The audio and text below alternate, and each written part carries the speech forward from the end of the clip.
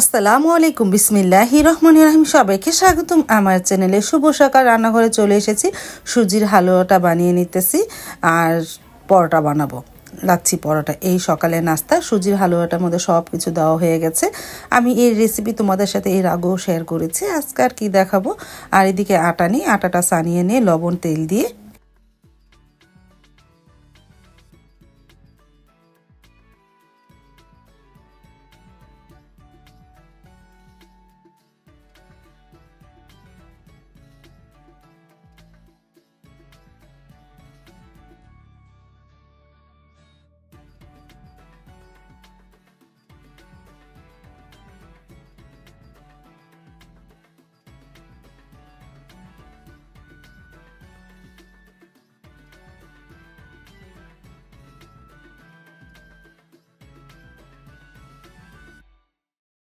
তারপর তো আমার সুজির হালুয়াটা হয়ে গেল। আমি একটা বাটিতে বেড়ে রাখি।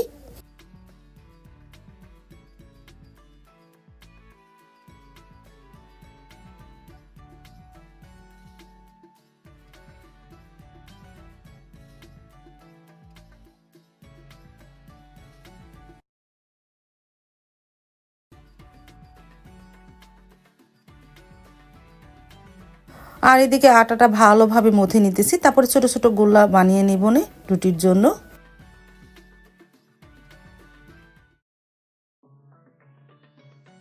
ছোট গোলা বানানো হয়ে যাওয়ার পর একটা রুটি বেলেও ফেলেছি।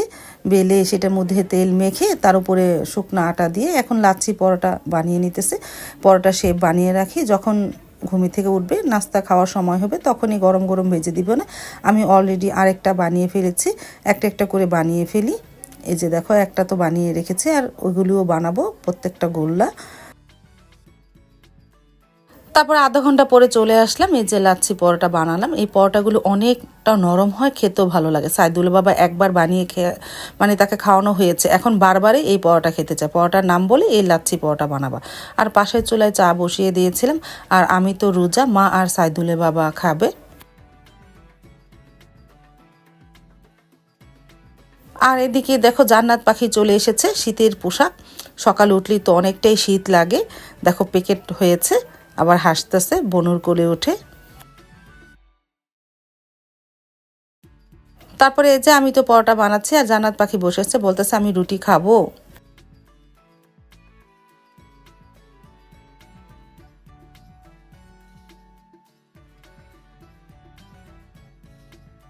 দুইটা পরোটা ভাজা হলো আর একটা ডিম পুস করে নিতেছি মার জন্য।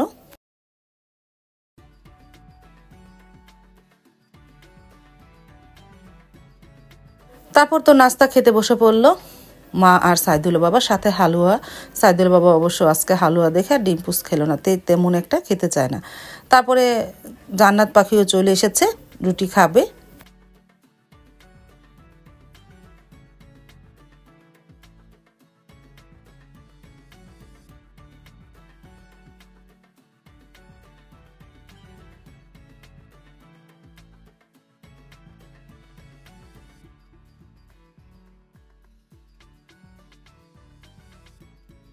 তারপর তো এর মধ্যে বেজে গেলো প্রায় ঘন্টা দুয়েক। এখন 12:30 বেজে গেছে। আমি সারাকে নিয়ে চলে যাব স্কুলে। আর আমি সব কিছু কেটে রেডি করে ফেলেছি, ঘরগুলিও গোছানো হয়ে গেছে। ভাবি সকালে ঘর ঝাড়ু দিয়ে মুছে চলে গেছে। তারপর আমি সব কিছু কেটে রেডি করেছি। আজকে রান্না করব ভাত, লাল শাক ভাজি, চিংড়ি মাছ দিয়ে, ছোট ছোট চিংড়ি দিয়ে, টমেটোর ডাল আর মুরগি গোস্ত ভুনা। এই দুপুরের মেনু সব কিছু রেডি করে, মানে মুরগিটা কাটলাম না, আমি সারামণিকে দিয়ে এসে তারপরে মুরগি কাটবো। মানে ভাবি তো সব কিছু করেছে, এখন আমি ভালোভাবে কেটে তারপরে ধুয়ে নিব। তারপরে এই যে সারামণিকে নিয়ে বেরিয়ে পড়তেছে, ওকে নিয়ে চলে যাব স্কুলে, ওকে বসিয়ে দিয়ে আসি। আর সাবাতও চলে গেছে।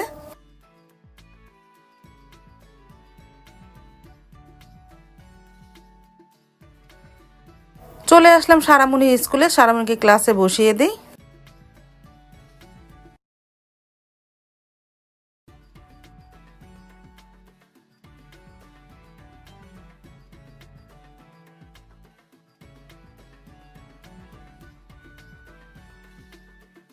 সারামণি ক্লাসে চলে আসলাম। জান্নাত পাখিও চলে এসেছে, মানে মিরানও এই টাইমে পরীক্ষা হয়, মানে মিরানের সাথে এসেছে, জান্নাতের মাও এসেছে। তারপরে যে সারামণিকে ক্লাসে বসিয়ে দিলাম। টিচারও চলে এসেছে, একটু পরে খাতা দিয়ে দিবে, আমি বাসায় চলে যাই।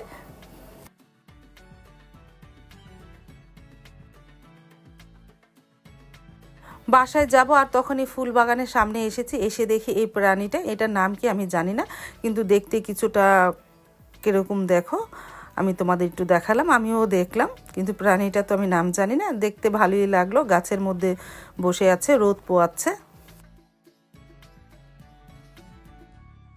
বাসায় তো চলে আসলাম, এক চুলায় ভাত বসিয়ে দিলাম, আরেক চুলায় টমেটোর ডাল বসিয়ে দিলাম প্রেসার কুকারে। বেজে গেছে একটা, আজানও দিচ্ছে। 2-3টা সিসা পর ডালটা নামিয়ে ফেললাম, তারপরে শাকটা বসিয়ে দিলাম, পেঁয়াজ কাঁচামরিচ লবণ দিয়ে ভাপে সিদ্ধ করে নিই।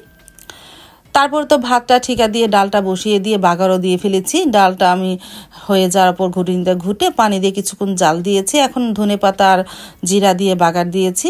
আর এই চুলায় মুড়ি গোস্তটা রান্না করব, তেলের মধ্যে আস্ত জিরা দিয়েছিলাম, একটু ভেজে এখন পেঁয়াজটা দিলাম, পেঁয়াজটা ভাজা হোক, তারপরে ময় মশলা দিব।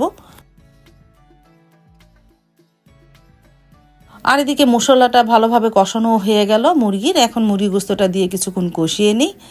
আর এই যে শাকটাকে বাটনায় নিয়ে আমি একটু ভালোভাবে ডলে নিই, একটু গালিয়ে নিই। আমরা লাল শাক, পাঁচমিশালি শাক একটু গালিয়ে বাগার দিই, আমাদের কাছে ভালো লাগে। অনেকে আবার এই কাজটা করে না, কিন্তু আমরা এটা করে থাকি। আমাদের কাছে এই গালা গালা শাকটাকে বাগার দিলে খেতে খুব ভালো লাগে, কিছুটা একটু ভর্তা ভর্তা মতন হয়। তারপরে তো মশলাটা ভালোভাবে কষানো হলো, মুরগি গোস্তটা দিয়ে দিই।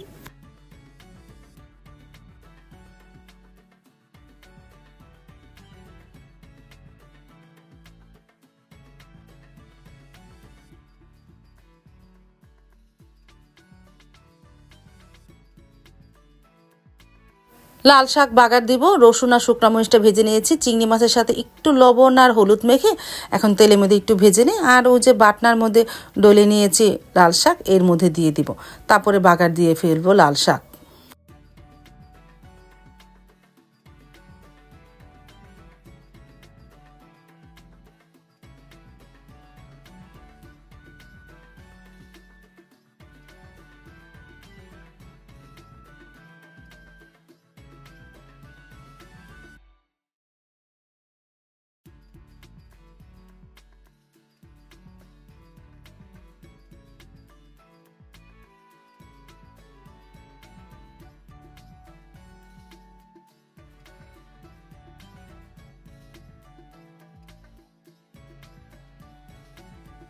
হয়ে গেল আমার লাল শাক, চিংড়ি মাছ দিয়ে লাল শাক ভাজি, ভাত আর ডাল হয়েছে।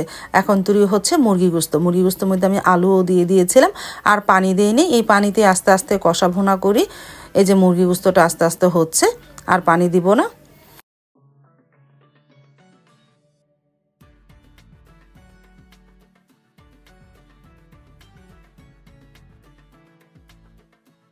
প্রায় আধা ঘন্টার পরে তরকারিটা নামালাম, মুরগি গোস্তটা হয়ে গেছে। বেজে গেছে প্রায় 2টা 10-এর মতন। আমি তোমাদের দেখাচ্ছি, মা আর সাইদুল্লাহ বাবার ড্রয়িং রুমে বসে আছে, তারা টিভি দেখতেছে। সাইদুল বাবা নামাজ পড়ে এসে টিভি দেখতেছে। কি করবে, আমার এখন তো রান্না হয়নি। আর এই যে দেখো 2টা 10 বেজে গেছে।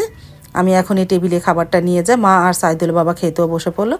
ও সকালে বললাম না আমি যে রোজা, এই জন্য আমি আর খেতে বসিনি। মা আর সাইদুল বাবা খেয়ে নোক, আর সাবা সারা তো স্কুলেই।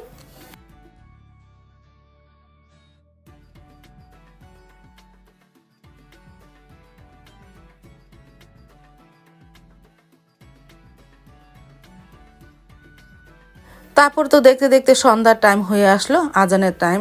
আমি তো রোজা রেখেছি, এখন ইফতারি করব। ছোলা নিয়েছি, সাথে পেঁয়াজ, কাঁচামরিচ, একটু ধনেপাতা, চানাচুর নিলাম, একটু মুড়ি নিলাম। আমি ইফতারি করব, সাথে পানি আছে।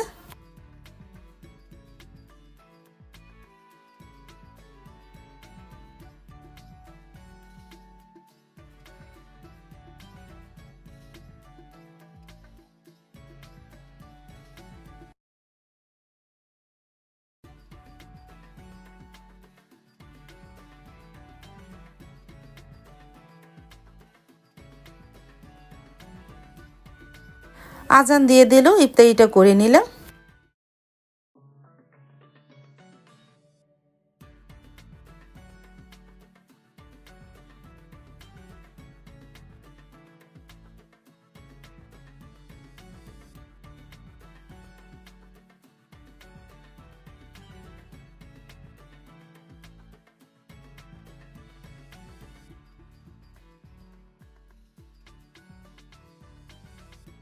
মাগরিবের নামাজ শেষ করে ভাত খেতে বসে পড়লাম।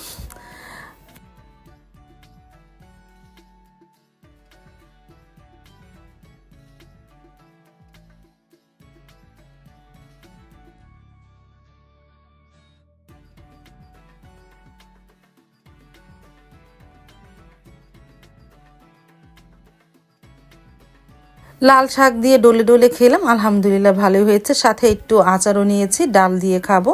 ডাল ভাতে আচারটা খুব ভালো লাগে।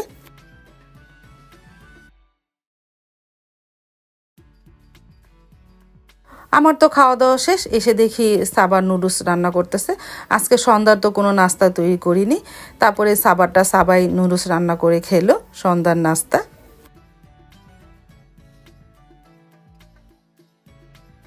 তারপরে আমি তো ভাত খাওয়া শেষ, মুখটা একটু কেমন কেমন লাগতেছে, মনে পড়লো আচারের কথা। বড় ভাবি আজকে সকালে এসেছিল, আচার দিল। তারপরে সেই আচারে খেলাম। এই আচারটা চিটাগাং থেকে ইমা এনেছিল, তারপরে দিল, ফ্রিজে রেখে দিয়েছিলাম। তারপরে যে বের করে একটু খেলাম। বড় ভাবি অবশ্য থাকেনি, ও ঘন্টাখানিক থেকে চলে গেছিল ঢাকা, সে আজকে আর থাকেনি। আজ তাহলে এই পর্যন্ত, দেখা হবে আগামীকালকে নতুন আরেকটা ব্লগ নিয়ে। আল্লাহ হাফেজ, আসসালামু আলাইকুম।